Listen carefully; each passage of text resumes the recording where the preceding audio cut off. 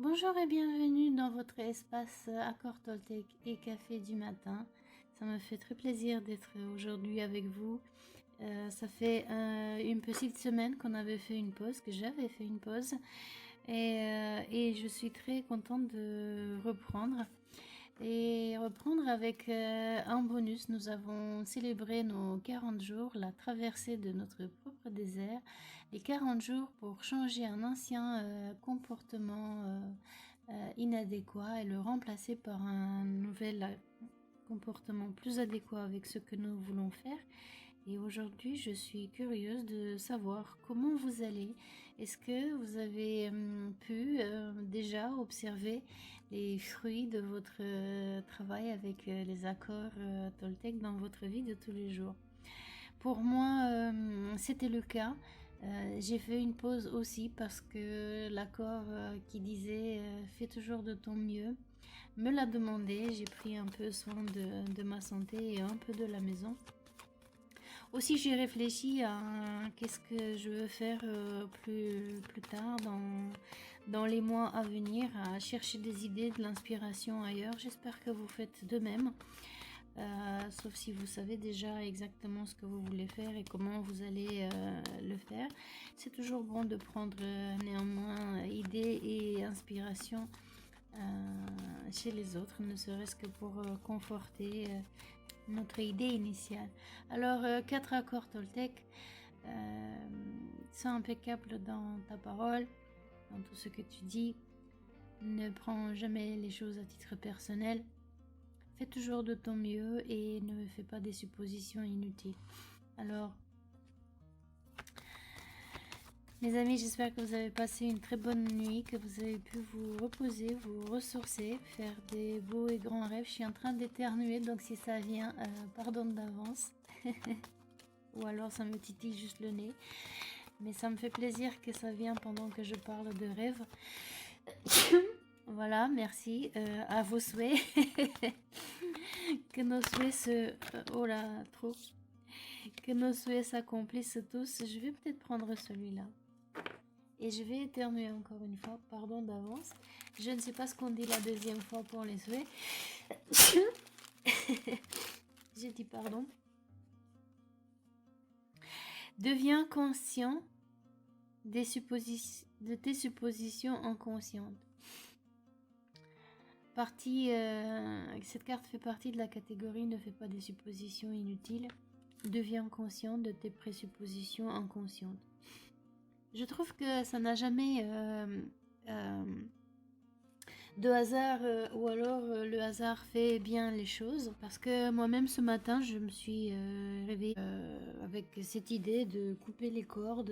On en avait déjà parlé, non, de la façon de couper le lien émotionnel avec des événements du passé et qu'une des méthodes c'était je crois que c'est donc Jacques Martel, même je me souviens qu'à l'époque je n'étais pas sûre de son prénom.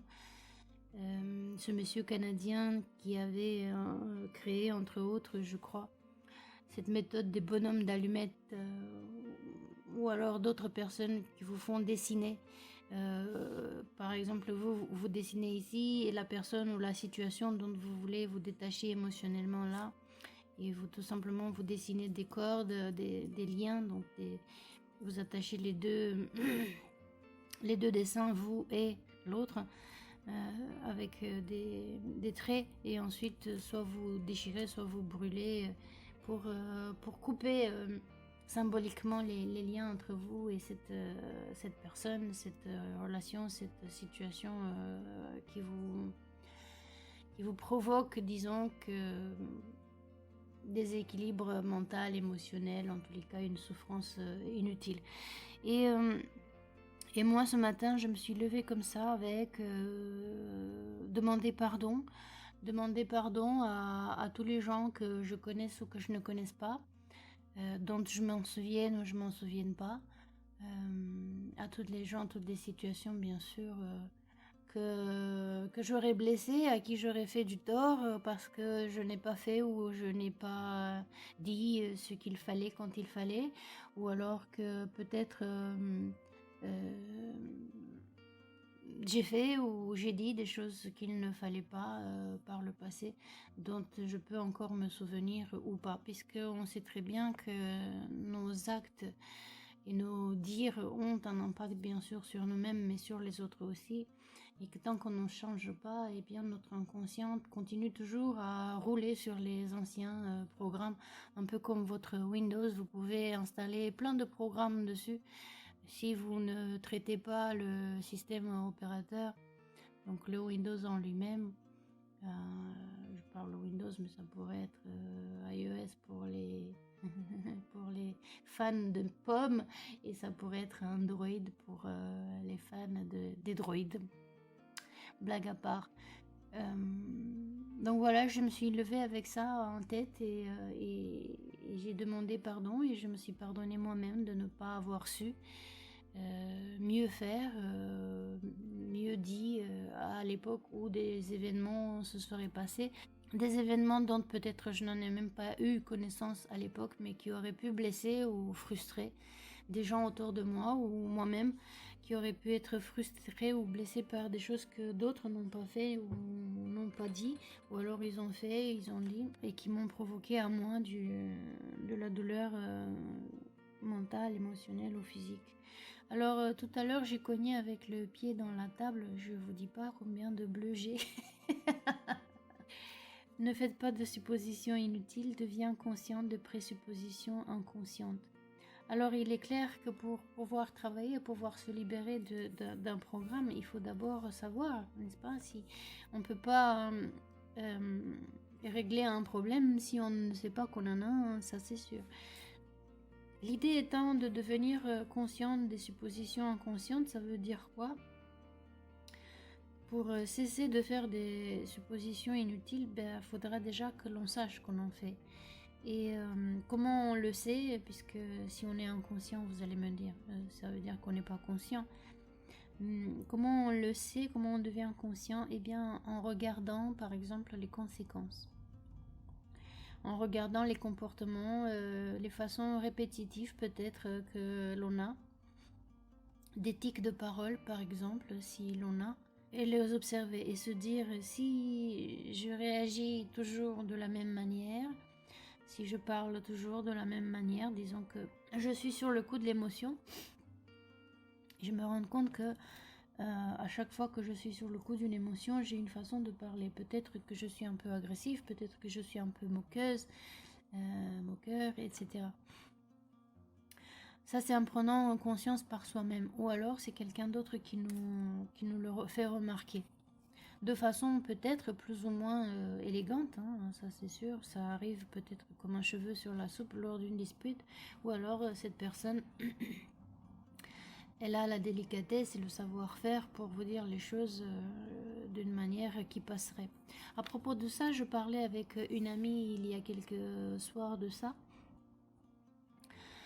Du fait qu'elle elle souffre d'une maladie de fibromyalgie assez poussée, de façon assez douloureuse pour elle.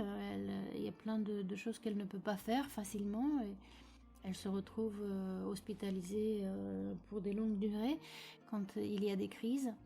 Et une connaissance ou une amie à elle, je ne sais plus, elle lui avait posé la question: qu'est-ce que ça t'apporte en fait de faire tout ça ? Et mon amie, elle l'a très mal pris. Évidemment qu'elle l'a très mal pris parce qu'elle l'a pris à titre personnel et qu'elle n'a pas compris en fait du fait qu'elle a interprété comme une attaque, comme une agression, cette question. Elle n'a pas compris le vrai sens et de la question et de l'intention de son amie à elle, de sa connaissance à elle. Et l'idée c'est ça, que des fois les gens ou les situations nous montrent qu'il y a un problème, mais des fois on le voit pas, et peut-être qu'on le voit que quand c'est trop grave. Donc qu'est-ce que ça vous apporte en fait par exemple, c'est disons que ce qu'on appelle en coaching la fonction ou le bénéfice secondaire de se trouver dans une certaine situation. On a parlé déjà de ça en disant: mais je veux pas être malade, je veux pas être dans une relation toxique, ça va pas la tête. Et en effet, on ne veut pas être dans une relation toxique et on ne veut pas être malade. Mais voilà, il y a un cheminement ici. Il y a quelque chose, il y a comme un programme en dessous, comme le système opérateur, comme Windows. On ne le voit pas qu'il tourne, mais on sait qu'il tourne parce que sans lui, on ne peut pas avoir les comportements que l'on a. On ne peut pas avoir les programmes, les applications. Il faut donc prendre conscience aussi dans quelque chose de ce programme-là, de ce système opérateur. Il n'y a pas quelque chose de dysfonctionnel. Et alors, il ne s'agit pas de tout jeter à la poubelle, mais des fois, il faut réparer, des fois, il faut mettre à jour, et des fois, peut-être, il faut tout simplement désinstaller certains programmes qui ne fonctionnent pas de la meilleure manière pour tout le système. Et donc, c'est comme ça qu'on devient conscience. Il y a d'autres méthodes, bien sûr. Vous pouvez aller chez un professionnel de santé, chez un coach, chez un guide spirituel, si vous en avez un. Il y a tellement de façons de rendre les choses qui sont inconscientes conscientes. L'hypnose fonctionne très bien aussi. Le coaching fonctionne très bien aussi. Et donc, voilà. Le coaching, je veux dire, notre premier coach, c'est déjà nous-mêmes, pour qu'on le veuille. Ensuite, peu importe quelle autre personne, un très bon ami, membre de la famille qui nous connaît très bien, qui peut nous dire les choses. On peut leur demander, écoute, je vois bien qu'il y a quelque chose qui ne va pas très bien avec moi. Je ne sais pas tout à fait ce que c'est, je n'arrive pas à les mettre les noms dessus, comment dirais, c'est sur le bout de ma langue. Je n'arrive pas à dire c'est quoi, est-ce que tu veux bien m'aider à réfléchir, à réflecter, à mettre la lumière sur quelque chose qui me fait avoir un certain comportement, qui me pousse à faire toujours des suppositions inutiles, à lire dans la tête des autres, à imaginer des choses. Le test complémentaire pour nous aider dans la réflexion dit que nous faisons des suppositions rapides et inconscientes le plus souvent parce que nous avons fait un accord d'agir dans ce sens. Nous avons accepté le fait que ce n'est pas sécure de poser des questions et donc on part du prémisse que si les gens nous aiment, ils devraient savoir ce que nous souhaitons et ce que nous ressentons. Sauf que non. On avait déjà vu cet exemple-là. Et donc, depuis 40 jours, jour après jour, on cherche à comprendre comment nous fonctionnons. Et puisque nous fonctionnons d'une certaine manière, on comprend aisément comment les autres fonctionnent aussi. Nous sommes chacun dans nous, dans notre tête, dans notre pensée, dans notre émotion. Et évidemment, l'autre ne peut pas rentrer ni dans notre tête ni dans notre cœur. Il peut s'imaginer, il peut se rapprocher le plus possible de ce que nous pouvons ressentir, mais jamais au grand jamais ne pourrait-il être à notre place complètement, comme nous ne pouvons être à la place de quelqu'un d'autre complètement. On peut compatir, on peut être empathique, seulement jamais on pourra être dans sa peau, dans la peau de l'autre, dans sa tête à l'autre. Donc on ne sait pas. Et pour éviter, il faut poser des questions. Il faut poser ces questions à soi-même pour devenir soi-même conscient que l'on fait des suppositions inconscientes ou qu'on a des comportements comme ça automatiques, des phrases toutes faites, des pensées toutes faites. Et aussi des émotions toutes faites puisqu'elles réagissent, n'est-ce pas, comme un lien automatique entre quelque chose qui nous titille et un comportement automatique que l'on aurait. Moi, pendant longtemps, j'ai souffert de colère. J'ai souffert de colère, pourquoi ? Eh bien, parce que une de mes valeurs très très importantes dans ma vie depuis gamine, maintenant vous connaissez un petit peu plus ma vie puisque je vous aide à me connaître en donnant des illustrations sur ma vie privée, sur mon vécu, dans l'idée que si moi je m'en suis sortie, c'est que vous pouvez vous en sortir aussi. Si moi j'ai pu guérir, c'est que vous pouvez guérir aussi. Et donc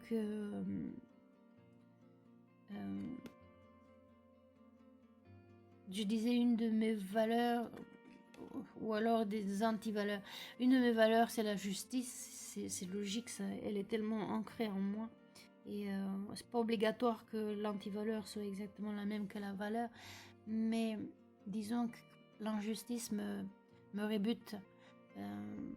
j'ai vraiment du mal à supporter l'injustice, pas forcément que pour moi-même, mais pour tout le monde que je vois autour. Alors qu'est-ce que l'injustice? C'est quelque chose qui n'est pas juste, évidemment, qui vient nous faire mal dans quelque chose que nous croyons que c'est droit, que c'est bon ou que c'est pas bon, que c'est vrai ou que c'est pas vrai. Et pour moi, l'injustice, le manque de respect est vraiment très important.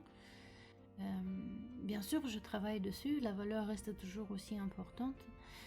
Seulement, je travaille sur mes émotions et j'ai appris à poser des questions pour éviter donc que j'attende que les autres lisent dans ma tête et qu'ils se disent qu'ils devraient savoir que là, ils m'ont blessé et ils devraient savoir que là, j'aurais bien aimé être aidé, par exemple, être guidé, par exemple, être laissé tranquille quand j'ai besoin d'être tranquille, par exemple. Et en fait, non. Les gens, ils peuvent pas savoir. Déjà, certains peut-être ne voudront jamais le savoir, hein, ça leur va ainsi. Ça leur évite de prendre des responsabilités, d'agir, etc. Peu importe c'est quoi leur motivation. Mais d'autres, ils ne le voient pas non plus, puisque tout comme nous, ils sont inconscients peut-être. Et peut-être même eux, à leur tour, ils se disent, ouais, elle devrait voir que en fait, ça me blesse quand elle ne parle pas, quand elle s'ouvre pas à moi. Et donc, pour éviter de faire des suppositions inutiles, il vaut mieux apprendre à poser des questions. Alors, c'est un apprentissage, bien sûr. Si on n'a pas eu l'habitude dans l'enfance et l'adolescence et la vie d'après de poser des questions, ou à chaque fois qu'on a posé des questions, on nous a envoyé bouler, ou alors on nous a dit c'est pas le moment, va-t'en. Bref, tous les rejets et les refus que vous aurez pu rencontrer, eh bien c'est sûr qu'à force de taper à des portes qui restent fermées, et on a de moins en moins envie de le faire. Après on se dit ça sert à quoi, de toute façon il voudra pas. Voilà, donc on continue les suppositions inutiles. Alors si on se rend compte que c'est ce que l'on fait, alors du coup à partir de ce moment-là, on pourra changer ça. Alors peut-être cesser dans les meilleurs des cas, mais cesser du jour au lendemain, c'est peut-être pas évident, sauf si donc vous faites aider par des professionnels. Et sinon, on travaille soi-même petit à petit. Vous voyez comme ces rayons-là de la lune, petit à petit. Je sais que dans un des tirages, par contre, je ne sais plus si c'est des accords Toltec ou si c'est dans les tirages de tarot que j'avais fait. Je parlais de la lumière de la lune. C'était peut-être dans les tarots parce que je crois qu'il y avait la carte de la lune. La lune n'a pas la même lumière que le soleil, évidemment. N'a pas la même puissance. Par contre, l'avantage de la lune, c'est que, à contrario du soleil qui illumine tout, la lune, elle illumine un élément à la fois. Un élément qui est proéminent. Vous avez vu la lumière, la nuit de la lune occulte beaucoup de choses puisque l'obscurité, elle est beaucoup plus grande. Et donc, du coup, elle se comporte vraiment comme un flash de lumière, comme une lampe. Disons que même si elle n'a pas une grande portée, elle a une portée suffisante pour illuminer juste un seul élément. Regardez cette histoire, regardez sur internet cette histoire que j'avais déjà racontée une fois dans un des tirages sur les accords. Une histoire qui est reprise souvent dans les études sur les neurosciences. Mais c'est une histoire qui nous vient de la nuit des temps. Hein. Les anciens maîtres, enseignants, les gourous, les vrais gourous dans le bon sens du terme, en sens d'enseignant, le disent tout le temps sur cet homme qui avait confondu une corde ou alors une branche, vous allez trouver une variante, avec un serpent en plein milieu de la nuit, donc il a eu peur. Et dès que la lumière de la lune est apparue, il a vu en fait que ce n'était pas un serpent, mais bien une corde ou bien une branche. Et donc il y a un apprentissage là-dedans aussi. Donc cette lumière-là qui serait la lune, qui serait votre mental, qui serait donc cette chose qui deviendrait donc inconsciente, qui viendrait des profondeurs, comme une petite lumière. Et j'ai l'habitude de dire, moi, comme une petite bulle de champagne qui se lève comme ça tranquillement quand tout le liquide s'est calmé. Donc peut-être comme moi ce matin, juste avant de vous réveiller ou peut-être juste avant de vous endormir, auriez-vous, comme ça des petites flashs de lumière, des flashbacks qui vous reviennent sur une situation ou sur une personne, sur une idée, un comportement à vous. Et juste avant de vous endormir, vous-même consciemment, vous vous dites j'aimerais faire la paix ou j'aimerais cesser de faire des suppositions inutiles et de devenir conscient du fait que j'ai des comportements induits par des suppositions inconscientes et d'en prendre conscience. Aussi se rappeler vraiment que les autres ne peuvent pas lire dans nos têtes et dans nos cœurs. Et si on a envie de quelque chose, si on a besoin de quelque chose, ou alors si on se sent bien ou pas bien, il faut le dire. Que vous aimez ou que vous n'aimez pas, que vous vous sentez bien ou que vous vous sentez pas bien, il faut le dire. L'autre personne ne peut pas se dire, même si elle est douée en interpréter les émotions sur les visages, la position de votre corps, etc. Elle est douée, elle peut se dire, voilà, je vois qu'il y a quelque chose qui se passe, mais je ne sais pas qu'est-ce qui se passe. Et si elle-même, elle ne demande pas par pudeur ou parce que tout simplement elle n'ose pas, ou peut-être que elle se dit la même chose de vous, ça sert à rien que je pose, elle m'envoie bouler à chaque fois que je pose des questions.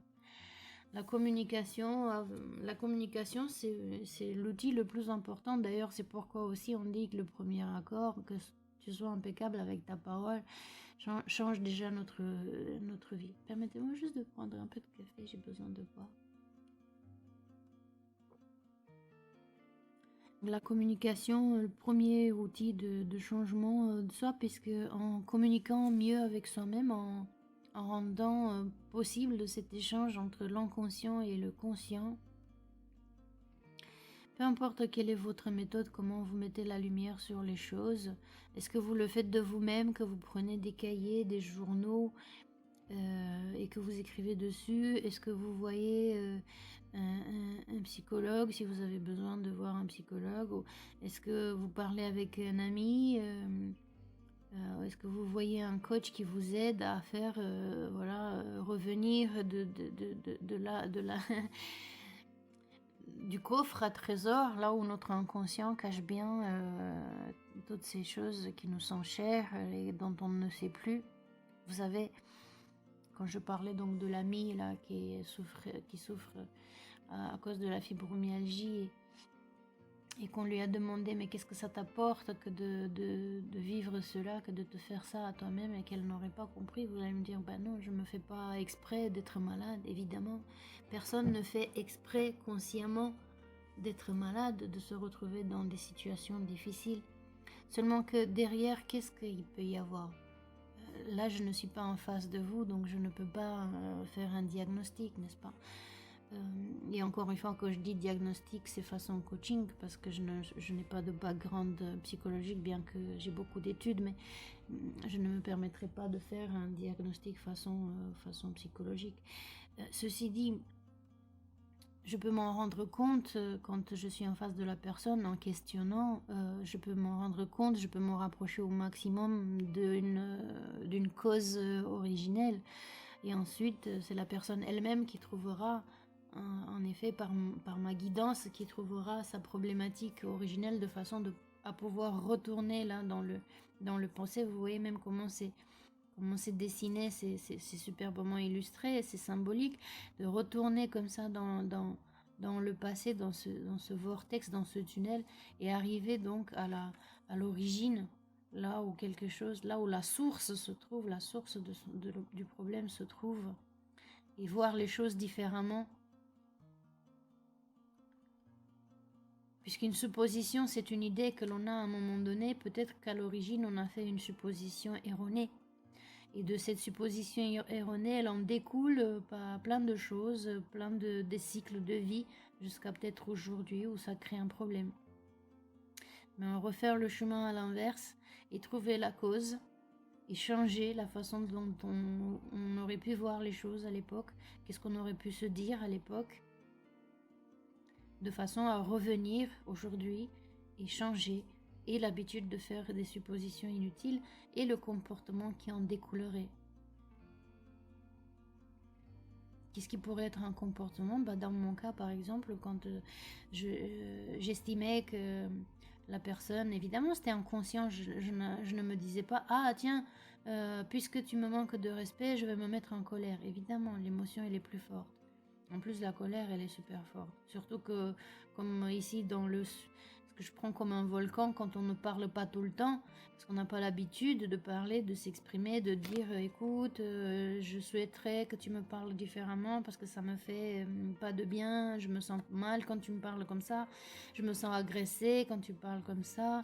Mais si on n'a pas l'habitude de s'exprimer, alors ça magasine, et quand ça saute, personne ne comprend, même vous. Et tout le monde en souffre, même vous. Dans tous les cas, moi, oui. Et donc, j'ai travaillé sur moi. J'ai appris à poser des questions, j'ai appris à m'exprimer aussi, de dire plus souvent, et surtout sur le moment où la chose se passe, si c'est possible, hein, si l'émotion est trop grande à ce moment-là, si bien sûr, en plein milieu d'une dispute, on ne peut pas parler calmement, mais plus tard de revenir et dire tout à l'heure ce qui s'est passé, je n'ai pas apprécié, voilà pourquoi. C'est pas juste une question de like et dislike, c'est que derrière, la personne doit comprendre comment vous fonctionnez pour éviter, en fait, ou alors adapter son comportement et sa façon de parler à vous, si la relation est importante pour elle de la même manière pour vous. Mais encore une fois, pour cela, il faut s'en rendre compte.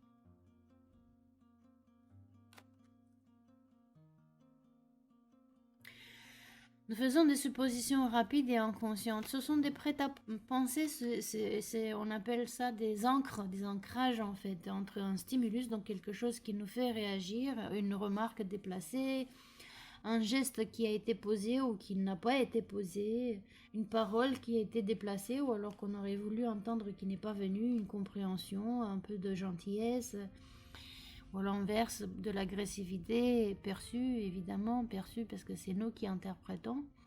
Il suffit que ces choses-là, on suppose que ça ne devrait pas être comme ça ou ça devrait être différemment. Et allez hop, l'émotion, elle explose, elle nous fait avoir des comportements et des paroles que par la suite peut-être on peut regretter. Et une fois que la relation elle est cassée, c'est moins facile de réparer. Pourquoi? Parce qu'alors là, d'autres facteurs entrent en jeu, comme aussi l'ego, la fierté de chacun. Donc, pareil, dans l'ego, de revenir sur ses dires. Ah, c'est lui qui devrait s'excuser, ah, c'est elle. Plus jamais je le laisserai. Alors évidemment, tout dépend encore une fois de ce qui s'est passé et de combien d'important de la relation est.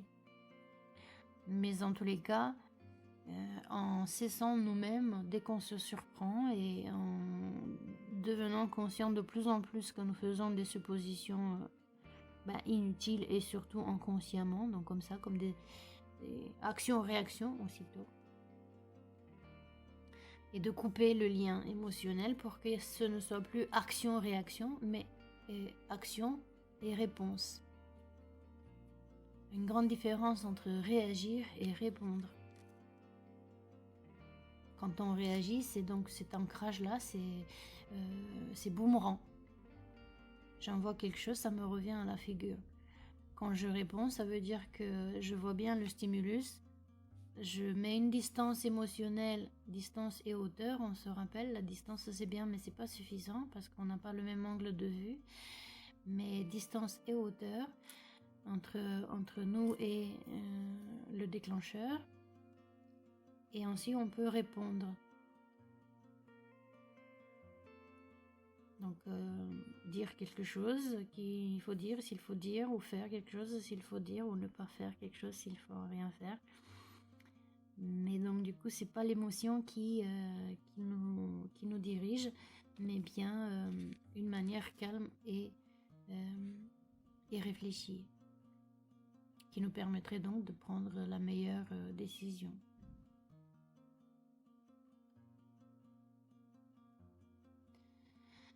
Voilà pour l'accord d'aujourd'hui. Ne faites pas de suppositions inutiles. Devenez consciente de vos suppositions inconscientes. Nous faisons des suppositions rapides et inconscientes le plus souvent parce que nous avons fait un accord d'agir en ce sens. Nous avons accepté le fait que ce n'est pas sûr de poser des questions, ce n'est pas sécure. Et nous partons du prémisse que si les gens nous aiment, ils devraient savoir ce que nous souhaitons, ce que nous ressentons. Je vous remercie d'avoir passé ces moments de réflexion, de connaissance de soi ensemble, de réflexion commune ici.